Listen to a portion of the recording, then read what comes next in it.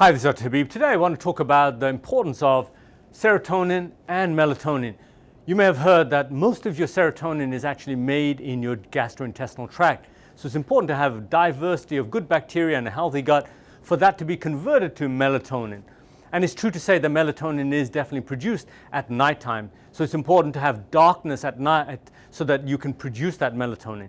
Melatonin is far more important than just for sleep. Melatonin activates many of the organ systems, including the immune system. So a lot of research is now being undergoing now currently on the circadian rhythm, that throughout the day that the surges and the dips in the melatonin are directly related to metabolism and immune function. So it's very important to understand the pathway between serotonin and melatonin, starting in the gut. But some of the things that can interfere with this conversion, this natural conversion, is things like estrogen dominance, so having excess amounts of estrogen. So whether you're a man or a woman, there is an abundance of estrogen in the form of chemicals and plastics. These are described as xenoestrogens. But to an estrogen receptor, it cannot tell the difference between a natural hormone versus a synthetic hormone and a chemical hormone. So anything that's not natural is called a xenoestrogen. So for men, when they have excess estrogen, that drives down their testosterone. Or they have excess testosterone because they're aromatizing the body fat into estrogen from testosterone. But excess estrogen in excess can stop that conversion of serotonin to melatonin.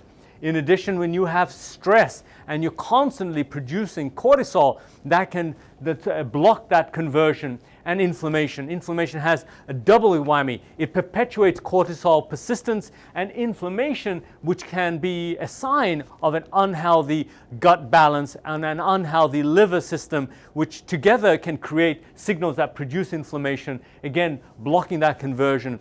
And there is some commonality between the inflammation and lipopolysaccharide, because when you have toxins in your gut and your body is supposed to expel them during the bathroom, if you are chronically constipated or you have leaky gut or any kind of inflammation in the gut lining, then you have what we call leaky gut. Then you have an excess absorption of lipopolysaccharide. These are the toxic elements of the bacteria, which once they get into the blood circulation, they can create a lot of immunological problems. That also stops the conversion of serotonin to melatonin. So you may have heard that I keep bringing up the gut. The gut is where the serotonin is produced, and from that is converted to melatonin.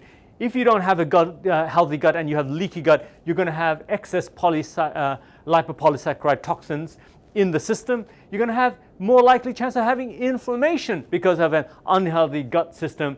And somebody that has chronic stress, whether it's from not sleeping enough, excessive endurance sports, or emotional stress and financial stress, these not only cause poor cortisol, they also compromise your gut. And then excess estrogen is because of a bad diet, whether you're using too many plastics in your water chain, or you're eating a lot of processed foods, or you have an environment with lots of chemicals. That's where the estrogen comes in. So it's very, very important to have a good gut, because that's one way to eliminate the toxins. It's important to have a really good gut and a healthy diet so your liver can be very healthy and it won't set off inflammation signals. So between the healthy gut and the liver, you can then produce healthy amounts of serotonin that turns to melatonin, so you'll have a happy gut and you'll sleep well. If you'd like to learn more, click the link in the bio.